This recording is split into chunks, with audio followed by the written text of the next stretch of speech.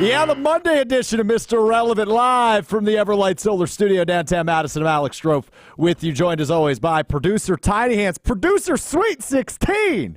Hunter Vaughn is here. Hunter, your Marquette Golden Eagles going to the Sweet 16 for the first time in 11 years. Congrats, buddy. You feeling good? I'm so excited. I'm just trying to soak this in. It feels so good to see them back, especially the way that Ben Brust did a lot of trash talking this week on ESPN Milwaukee and even here on ESPN Madison. So just feeling really good. I'm saving the tweet at him, though, because last year I tweeted at him after they beat Vermont in the first round, and then they completely crapped the bed against Michigan State. Yeah. So I'm saving that, and I'm hopefully saving that for a Final Four run. Final Four. I feel so good about this team. Yeah. I'm so happy about how they're playing. I'm nervous about some parts of it, but I'm just really happy overall. I'm happy to hear that. We will talk Marquette in a little bit, as Marquette, two big wins over the weekend. They will play DJ Burns, future Green Bay Packers left tackle DJ Burns, and North Carolina State, the only double-digit seed that makes it to the Sweet 16. We'll talk Marquette a little bit later. But the conversation this weekend is not on Shaka Smart. It's not on Marquette. It's just not, at least here in Madison. That is not the focus on today. The focus today is, unfortunately, an 11-point loss in round number one for the 5-seeded Wisconsin Badgers as they lose 72-61 to the 12th-seeded James Madison Dukes. James Madison, look, I fully underestimated them. I downplayed their ability to play quality basketball. I downplayed their strength of schedule. I thought Wisconsin would win probably by 11, just like James Madison did.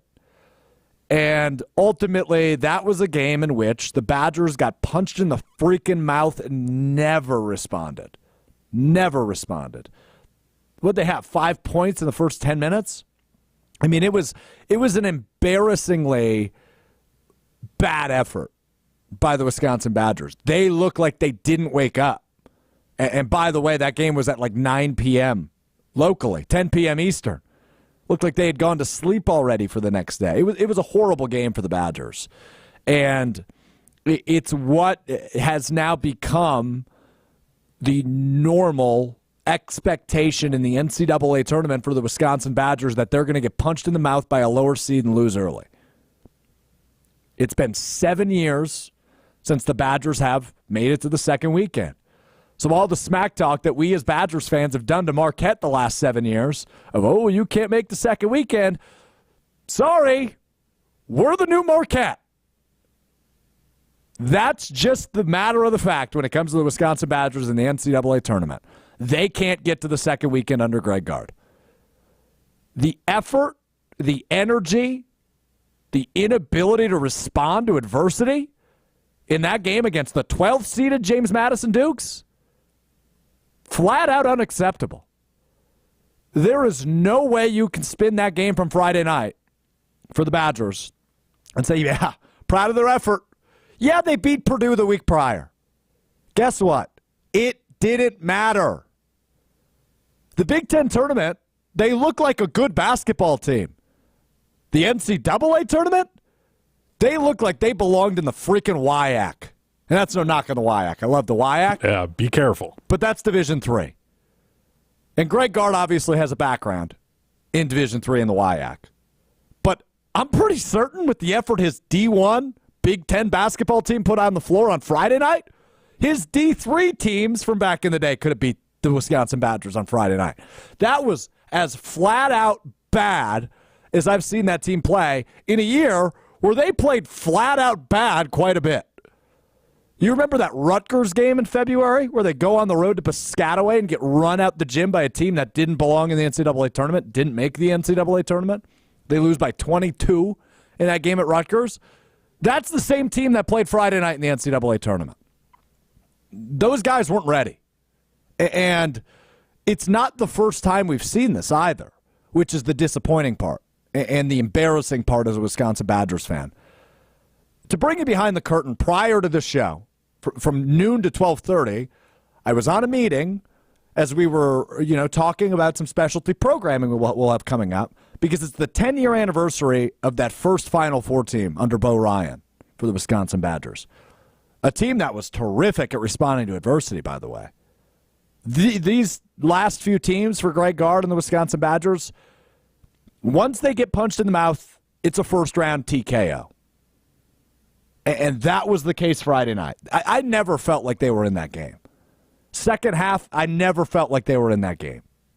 And that's the disappointing part. We're live with you on ESPN Madison's YouTube, Facebook, Twitter pages. You can chime in on Greg Gard, which we'll get to in a second, as well as TikTok. Hello, Nolan. Good to see you.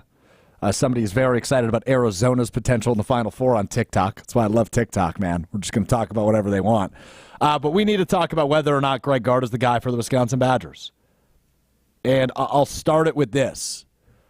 I have long been a Greg Gard apologist. I have long been maybe the biggest Greg Gard defender. I have long said Greg Gard is the guy for this job. The fact that I'm even questioning whether or not that's still the case is probably your answer. I don't know that now's the time, but I don't want to be one of those people that sits here and says, yeah, he needs one more prove-it year. Because if you need one more prove-it year, once again, you probably have your answer when it comes to Greg Gard. And that makes me sad because I think he underachieved. His team's underachieved. Makes me sad because I think he's a great coach. I think he has a spot within college athletics as a head coach. I think he can be a really good head coach in college basketball. But as I say all the time in the NFL with players, maybe it's true with Greg Gard here in college hoops, and that's sometimes a change of scenery can be really good for somebody. And looking at the fact of this is a 5 seed. If they lose to Duke, right, and looking at what Duke did to James Madison, who did what they did to Wisconsin, right? They beat them by double digits. James Madison beat Wisconsin by double digits. They led the entire game. It was never close. I mean, it was at some points, but it was just very embarrassing. You never felt like the Badgers were going to win that game. There were maybe some points in the second half where I went, okay, but now you got to keep this run going in order to feel even pretty good about your chances, and it just didn't happen. But to see Duke do what they did to James Madison, they won by 40 points. It was 93-55 yesterday in that round of 32 game. That's what Duke would have done to Wisconsin too. So all in all, the answer is simple, unfortunately. And that is sometimes you need a change of scenery, and you need maybe a different leader in the locker room. And I mean, you can hear it in my voice, right? Like it pains me to say it, but I think it's time to move on from Greg Gard. Well, I think I was listening to the Duke-James Madison game while I was driving back from my parents on Sunday, and the first thing that got brought up when Duke went on that run early and really put that big lead up early on in the game, the first thing that gets mentioned is the fact that it looked like John Shire actually scouted James Madison properly and knew what they were doing, unlike Greg Gard. Yeah. So the fact that the conversation nationally automatically from that game started around Greg Gard not having his team ready to go for the NCAA tournament, the one point in this tournament where you know exactly who you are playing and you have multiple days to be ready for them and you can't scout them properly to know how to beat them, that's really, really bad.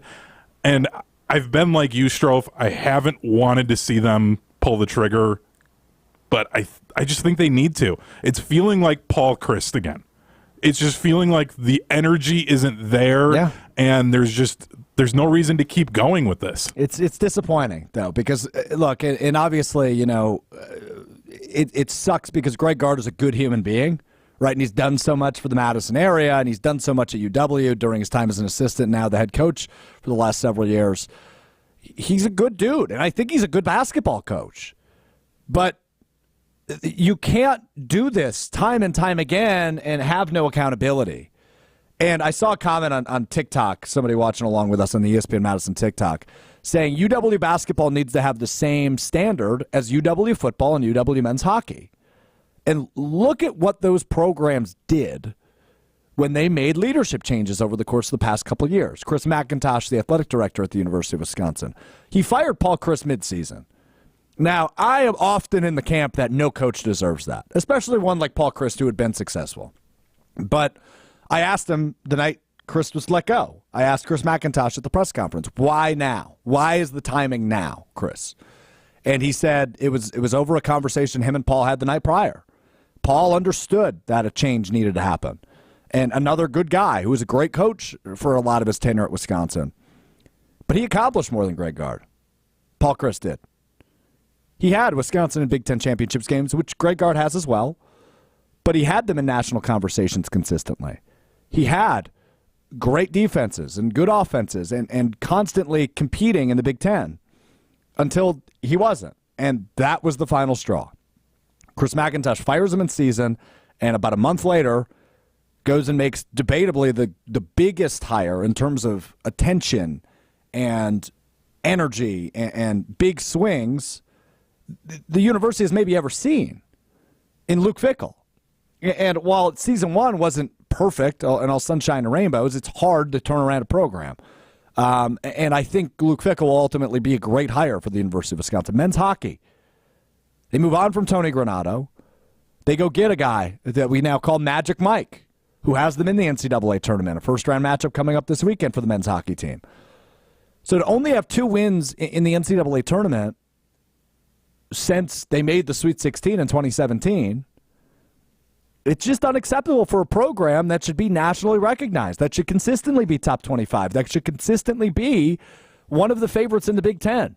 Bo Ryan was an amazing coach. He made the NCAA tournament every single year he was the head coach at Wisconsin. He was top 4 in the Big Ten almost every year he was at Wisconsin, if not every year. 20 wins was the standard. And that's 20 wins is not a very high bar, by the way. I think the Badgers at 22 this year, 23.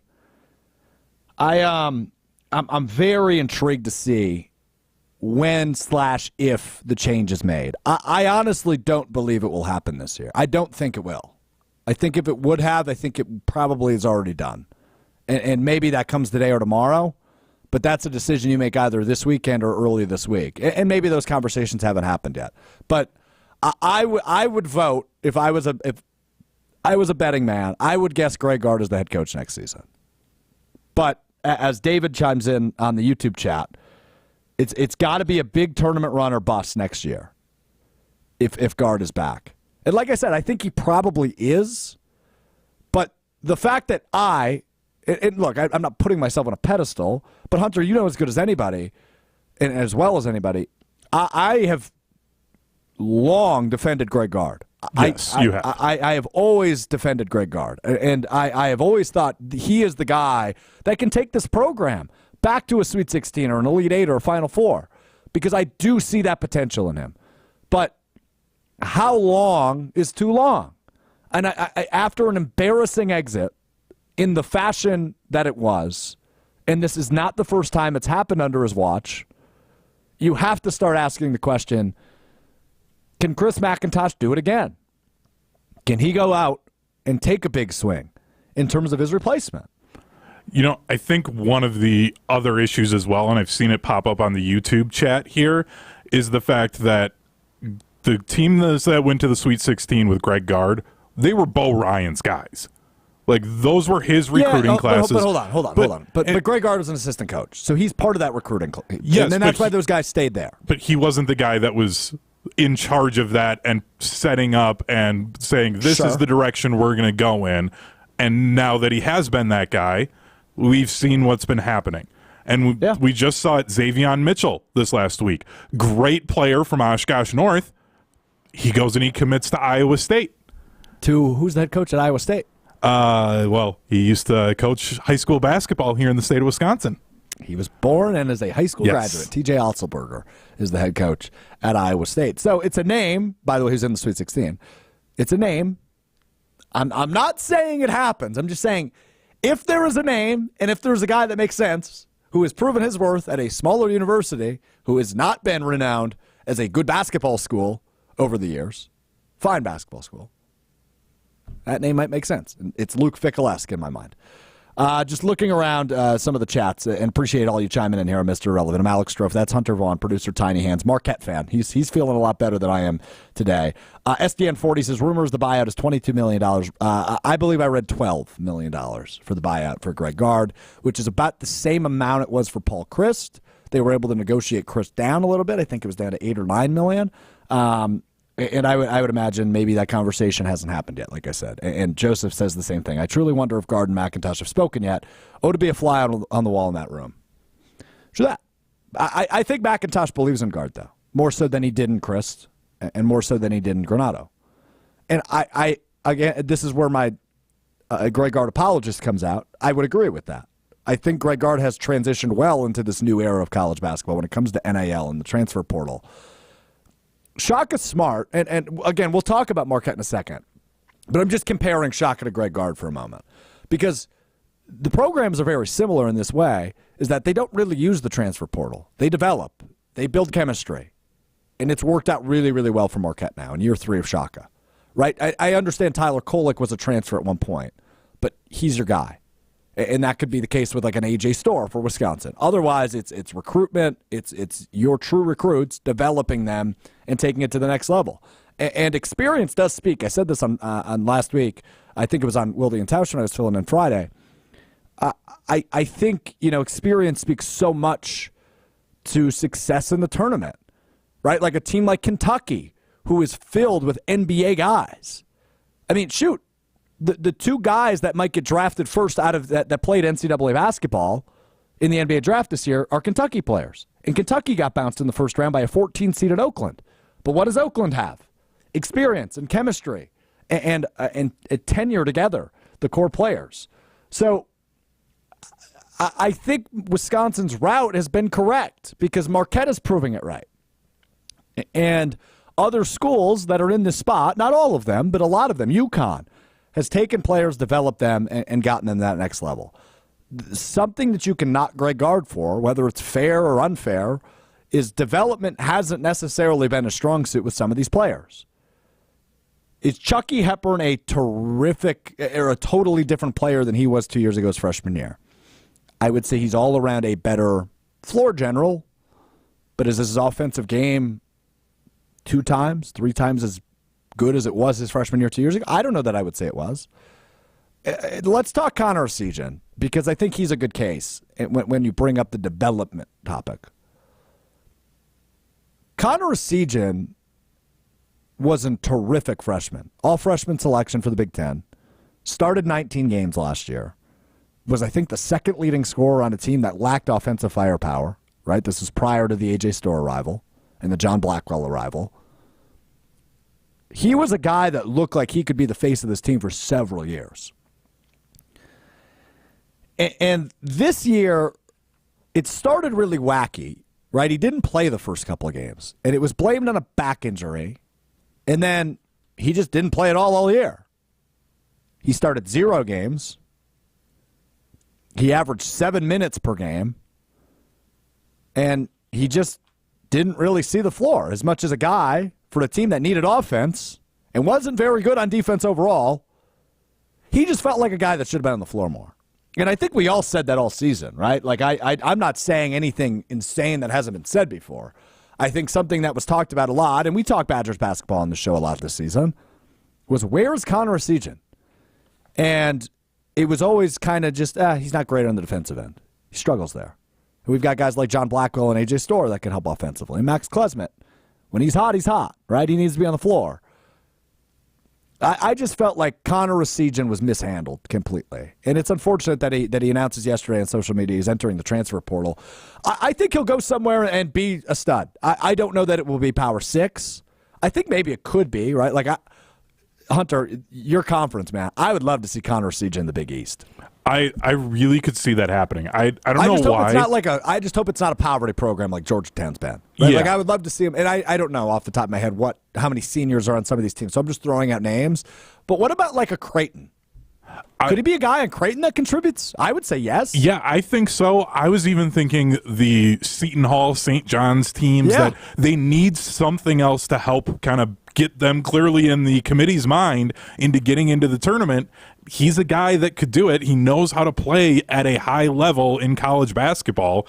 I think he goes to kind of a mid-level Power 6 school, maybe even like an Arizona State sort of thing, where it's like they're a fine program. They're not like a 2-3 win on the entire season type of school, but somewhere that he could just go, and maybe he's not great that first year, but then all of a sudden his senior year, they're in the tournament, and you're like, oh, Connor Essegian's playing in the Sweet 16. Awesome. Yeah, no, I think it will happen, and I hope he winds up somewhere where he can be successful. And even if it's a mid-major, right, he's going to be the best player on that team, at least offensively.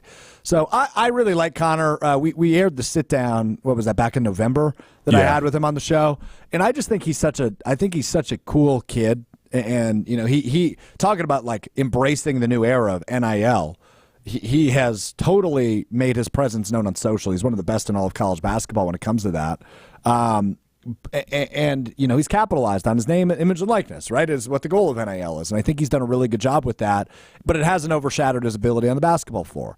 And despite the tough times he went through this year, losing his starting spot, pretty much losing all of his playing time, he was still a great locker room guy. And I know the one knock that continues to be brought up, and I've actually seen it on multiple comment sections now, is the fact that 2 weeks ago, I think it was Badger Blitz reported Connor Essegian wouldn't transfer. The tough part for Connor is, what the hell are you supposed to say prior to the Big Ten tournament? He probably had his mind made up at that point. But what are you supposed to say to a reporter when he asks you? Yeah, I'm leaving. See ya. I know I'm only going to sit on the bench of the Big Ten tournament when we play Purdue and Illinois. So yeah, I'm actually going to be peacing out, but I'll hang out while we try to make a run in the NCAA. Like, he can't. Of course, he has to say he's staying. Is it unhonest? Like, is it dishonest? Is it a lie? Maybe, but I don't fault them for that at all. You want to be a good teammate, and he was just that to the very last day he was a Wisconsin Badger. So what are you supposed to say? You know. So I don't blame Connor one bit. I do not blame Connor one bit. I think it was probably the most predictable transfer we've seen in college basketball in a while, and I mean that anywhere, right? Like, we knew this was coming. If Connor was coming back, and we talked about it on the show, Hunter, when that report came out, I respect the hell out of him if he would have decided to stay, but I also completely get his decision to leave. Yeah. He was failed. Yep, and this is just where, like, I am a huge fan of the transfer portal. Because otherwise he would have needed to go through a whole process, and it would have been a whole thing of like Gard saying, well, you can't go to Iowa or Michigan State, and they're going to limit where he can go, and it just would have been a mess. Like, he needs to just go somewhere else and start over. So I'm a huge fan of this. I honestly think even going into college football, like, it's Connor Essegian transferring and Caleb Williams transferring from Oklahoma as being like the two ones where it's like, they need to just go somewhere else. Yeah, like, they just need to start over. The Caleb Williams Oklahoma pull is a very good one. Nicely done by you, Tiny Hands. So, all right. So just to put a bow on the Badgers, and then we'll talk Marquette. I would be okay if the Badgers moved on from Greg Gard. I would also be okay if he's back for one more prove-it year. But we need to recognize, and I think Chris McIntosh in his conversations with Gard needs to recognize the seat is hot. I don't believe in in-season firings. It's just not my jam. It worked out okay for Ohio State. It worked out okay for the Paul Chryst firing. It's not. I don't subscribe to in-season moves unless you legitimately believe, like Gard was, that you have somebody on that staff that can take over and lead you to the promised land. But you tried that already in the basketball department. It's working out okay for Ohio State, and we'll see what they are next year. But I just don't like in-season moves, right? So essentially, it's, hey man, you got to make some moves in the transfer portal because obviously Tyler Wall is gone now, and now Essegian will be gone, and some of your walk-ons, Ross Candolino and Luke Hartle, each entering the transfer portal as well for the Badgers. You got to make some action in the transfer portal. You got to have guys that can step up, and you got to prove you can develop players. And I think a couple you should circle right now, looking ahead to next season for the Badgers, is are they significantly better than they were a year ago, or the two freshmen that played a lot? Nolan Winter, John Blackwell. What are they next year?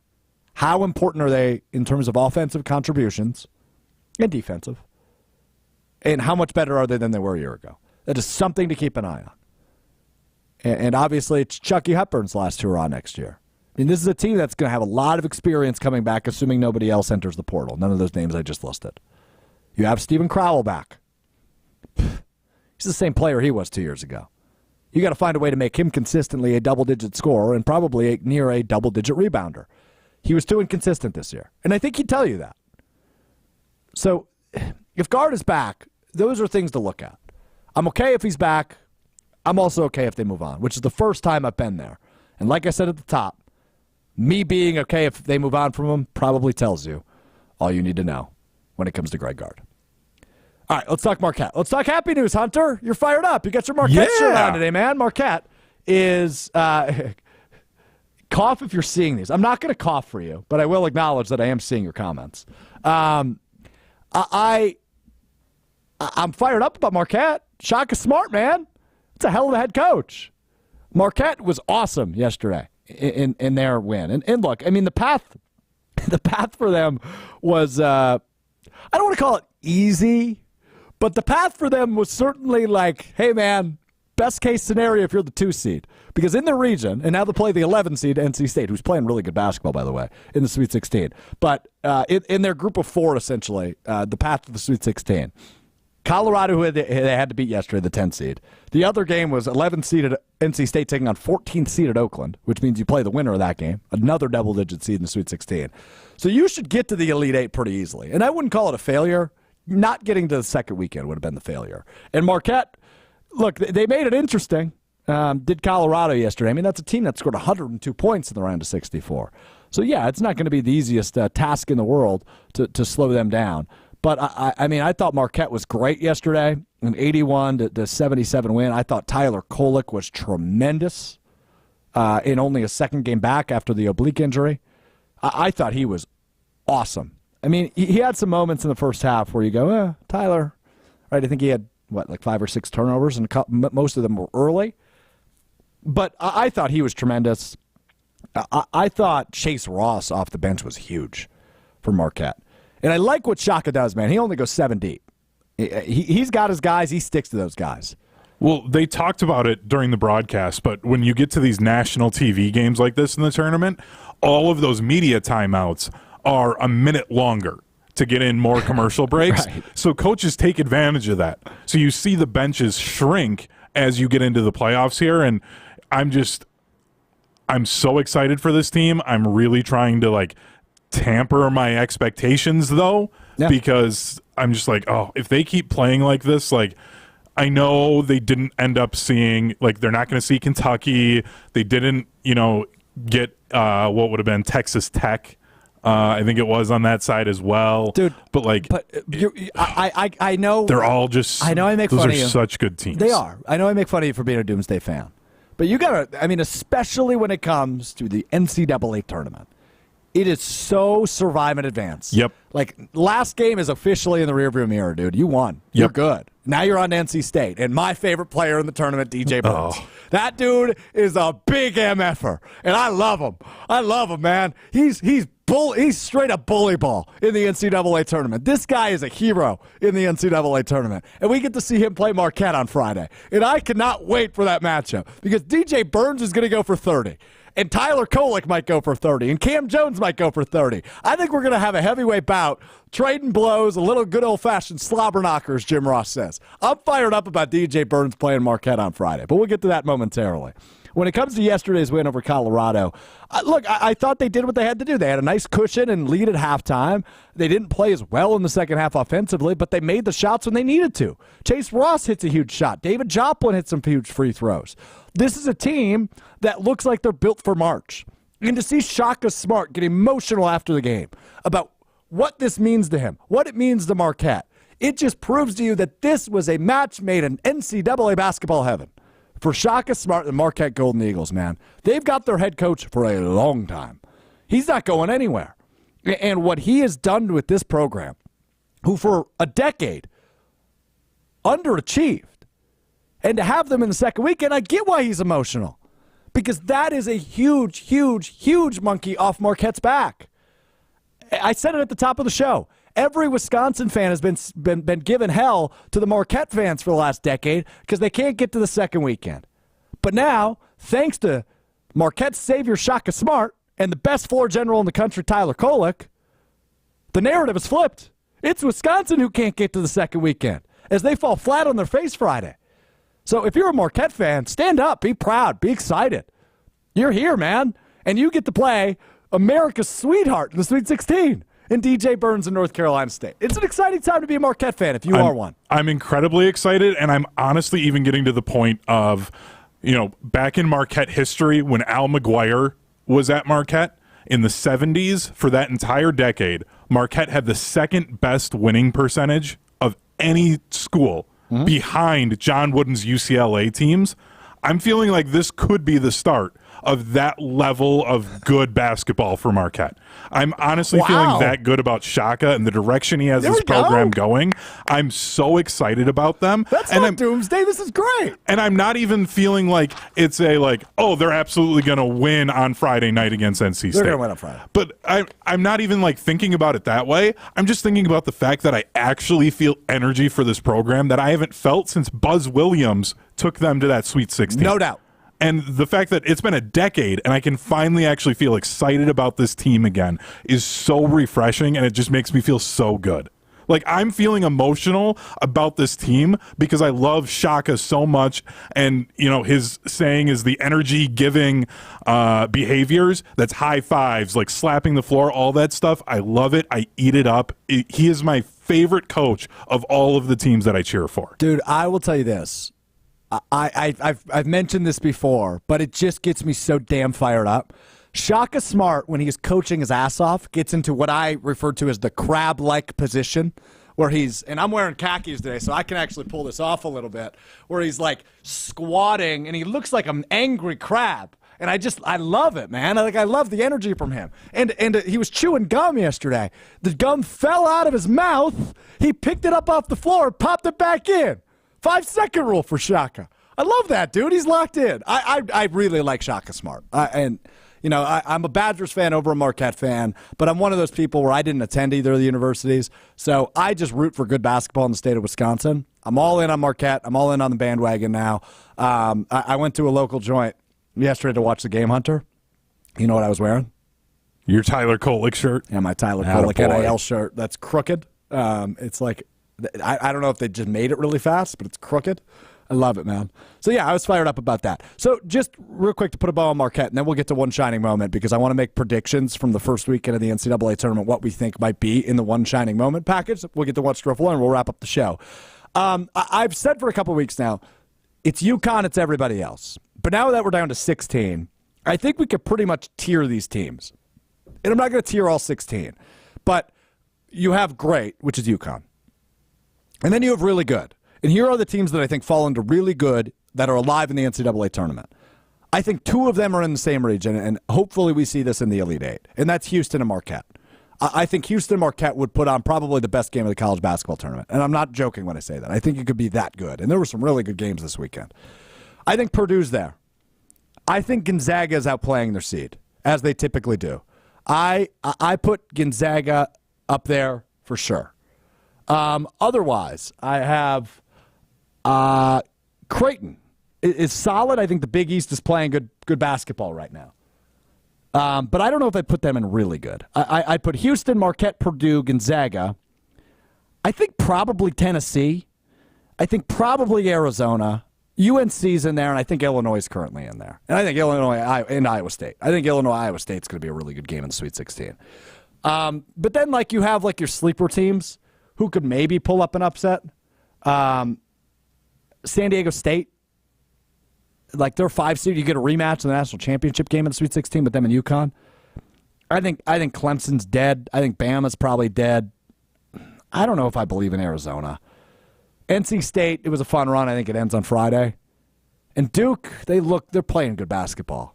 But I don't think they're getting past Houston, despite how much Houston collapsed last night and made that game way closer than it should have been. What just happened there? You sprinted out of the studio, okay? I was hoping you weren't going to bring that up at all. You can't do that and not have me not ask about it. I just, with what we have coming up for One Shining Moment, we had our list together, and I realized I left that on my desk, so I just wanted to make sure I was able to follow. Yeah, I know. I just wanted to make sure I was able to follow along properly and was ready for what we had coming next.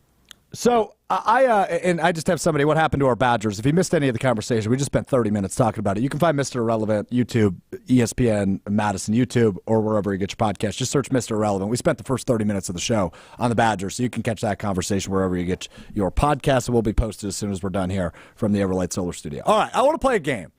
I am obsessed with the NCAA tournament, as we know. As I've just spent the first 40 minutes of the show talking strictly about college basketball in the state of Wisconsin. I am obsessed also with the One Shining Moment package they present at the end of the NCAA tournament. And I started this last year, and now I'm going to continue it this year, where I'm going to predict what I think will be in the One Shining Moment package from the first weekend. And I will circle back once One Shining Moment comes out and see if I got these right. I have 6, actually, Hunter. I saw you wrote 5. I have 6 One Shining Moment predictions that you and I came up with together that I think will be in the One Shining Moment package from the first weekend. There will be more than 6, but I fully believe 6. It's actually technically 7, but we're going to rope one of them together because it's all Oakland related. All right, let's start with this one. The Baylor Cotton Candy Kid. There was a kid at the Baylor game just stuffing his face with cotton candy. I think he will make One Shining Moment. If you're watching on our YouTube stream, you'll see the video courtesy of CBS Sports. The kid's just like rocking out, stuffing his face with cotton candy. I think he gets into the One Shining Moment package. Adorable, by the way. Go Bears. James Madison over Wisconsin's making the One Shining Moment package. It was one of the biggest upsets in the first round. I think James Madison's getting their moment as they beat Wisconsin. Their celebration at the end of the game. Also celebration at the end of the game. How about the nerds from Yale? Ivy League does it again. Yale wins in the first round. Their final sequence was chaotic. It was like a basketball bouncing around like a pinball machine, and then celebration ensues. I think the nerds will get their shining moment from Yale. Shout out to the Ivy League. They do it again. I keep referring to him as the big MFer. He's on the screen right now. DJ Burns gets his moment in One Shining Moment, leading NC State to the Sweet 16. The big MFer is getting his shining moment in the One Shining Moment package. The easiest one is the Colorado game winner in the first round, in their first round win. They will get that shot will be in One Shining Moment. Their first round win over Florida, the highest scoring game of the tournament thus far, at least in regulation, 102-100.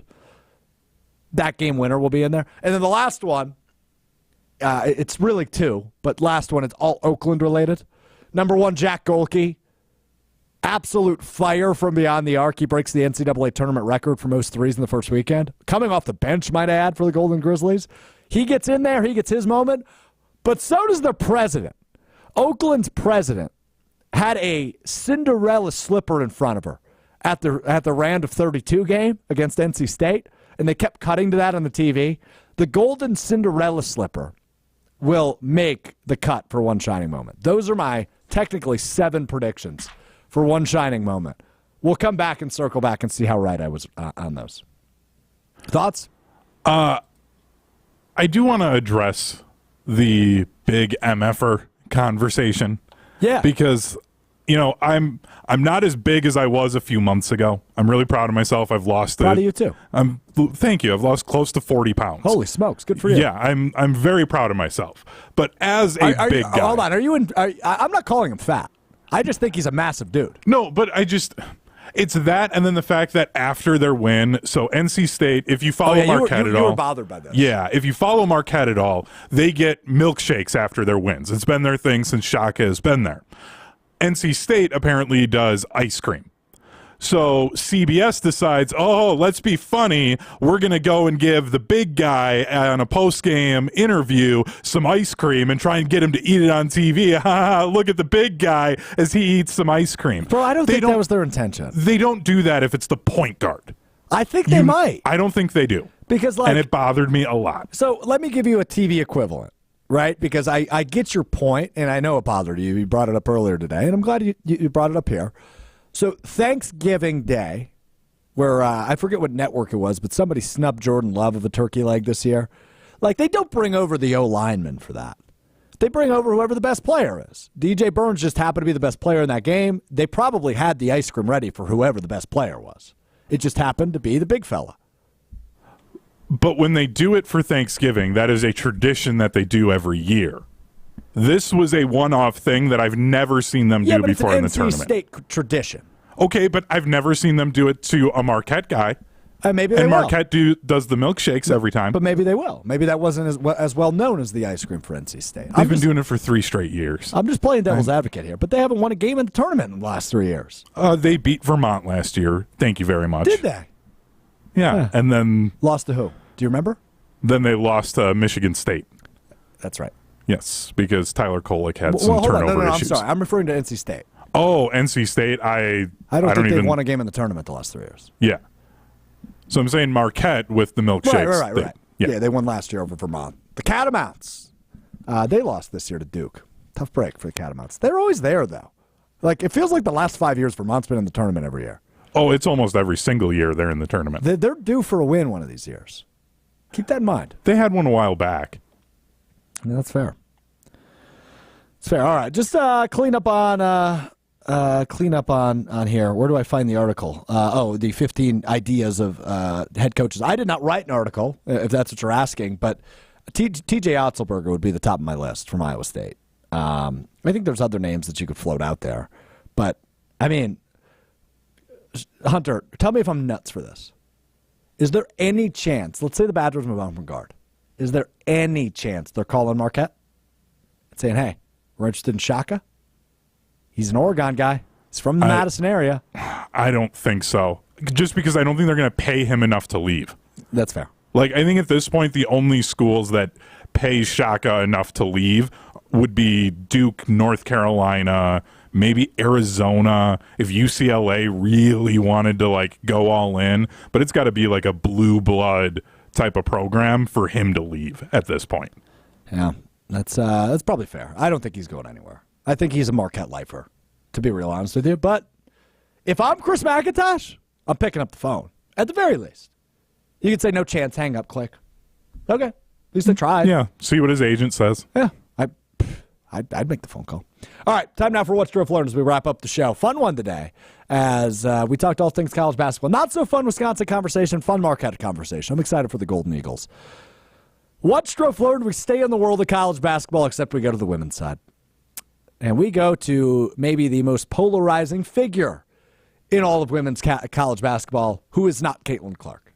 And I don't know that I would necessarily call Caitlin Clark polarizing as much as just fantastic. When it comes to polarizing, though, nobody more polarizing than LSU head coach Kim Mulkey. Kim Mulkey holds a press conference over the weekend, and she calls a reporter from the Washington Post, quote, sleazy, end quote, and then threatens to sue said reporter for a, quote, hit piece, end quote. Now, the Washington Post has not released an article on Kim Mulkey yet, but Kim Mulkey says she's hired defamation lawyers and is ready to sue the Washington Post for a hit piece. I don't know what that could be about, but I'm going to be honest with you, Hunter. I don't know if I'm hiring a defamation lawyer and threatening to sue one of the largest newspaper publications in the entire United States for something that hasn't been released yet, unless I get something to hide. Like, that's what it sounds like to me. I am by no means a lawyer. I am by no means saying she has anything to hide. I am just saying it certainly sounded that way to me as an average bystander when I watched the press conference that was shown on SportsCenter over the weekend. Kim Mulkey threatening to sue the Washington Post. I don't know. She has some skeletons in her closet. Like, that's the way it came off to me. And look, I don't want her to sue me. So I'm by no means saying that she definitely has stuff to hide. Maybe she's totally innocent, right? Maybe she is. And I'd be intrigued to read what the Washington Post has on her. I'd be intrigued to hear more from her on the situation. But to come out in defense mode that quickly, that took me off guard a little bit. What was your reaction to all this Kim Mulkey news over the weekend? Well, so the rumor is that it is some sort of article about the culture of her teams. She was formerly at Baylor before she took this job at LSU. And there's been rumors for a few years about the type of culture she has with her team. And apparently the Washington Post has been reaching out to her for like 2 years to try and interview her and like get her response to these other interviews with past players of hers that they've done. And they've just gotten to the point where they're like, you know what, we're just going to write it. You've failed to respond to it, so we're going to put this out. And the thing people also need to remember is that the Washington Post, they don't mess around with stories like this. So, like, they have their own lawyers who are going through this, and defamation is really hard to prove. For sure. Especially if you're going to go up against the Washington Post. I think it's a bold move on her end to just be like, I'm going to try and get out in front of this and bring attention to something before it even comes out. It was bold. We'll see what comes of it. By the way, shout out to TikTok, man. We don't stream on TikTok every day, but they're calling your ass out, Hunter, and they got you. I got the Milwaukee Journal-Sentinel article right in front of me from St. Patrick's Day of last year, March 17th, 2023. Jamie Erdahl on the CBS broadcast following Marquette's win over Vermont tried to hand a milkshake to Cam Jones. Shaka Smart was next to Cam Jones, said, Jamie, you keep the milkshake. We've got him back at our hotel waiting for us. Jamie Erdahl took a sip of the milkshake and said, quote, it tastes like victory, end quote, on national television. So there you go. They did it to Cam Jones. Okay. I didn't remember that. My bad. I apologize. There we go. See? That's what you do when you make mistakes. Yeah. Apologize. See, I own it. I made a mistake. That is something that I am very sensitive as a fellow big guy. When people try to use that to be, oh, you're the big guy, you're the funny guy, let's have some fun at the expense of the big guy. So I wanted to defend DJ Burns, and that was my bad. He's a big MFer, man. Future Packers left tackle. I think he might have, I don't know if he has a football background at all, but he might have a football future. Yeah. He moves really well, too. Yeah, well, that's basketball for a dude, right? Like quick feet. And maybe that could suit him if he wants to pursue a career there. I mean, he might have a professional basketball career waiting for him as well. I just don't know that it would be in the NBA. But anyway, all right, more college hoops talk this week. Looking forward to it as we're back with you Wednesday here on Mr. Irrelevant. This was a fun one. I'm intrigued to see what comes of the Badger stuff. I would guess Gard is safe. But knowing how our show operates, Hunter, I'll say that, and in 5 minutes we'll get news. Although I don't think we will. I think Greg Gard will be the head coach of Wisconsin next year. Appreciate you all hanging out with us today as we caught you up on all things NCAA Tournament here in the state of Wisconsin. And looking forward to talking more about that coming up Wednesday, as well as I think it's finally time to talk some draft. We will do that this week as well as the Packers get ready for the NFL draft. Only a month away. It's coming up quick. Can't wait for it. This has been Mr. Relevant. I'm Alex Strouf. We'll talk to you Wednesday. Peace.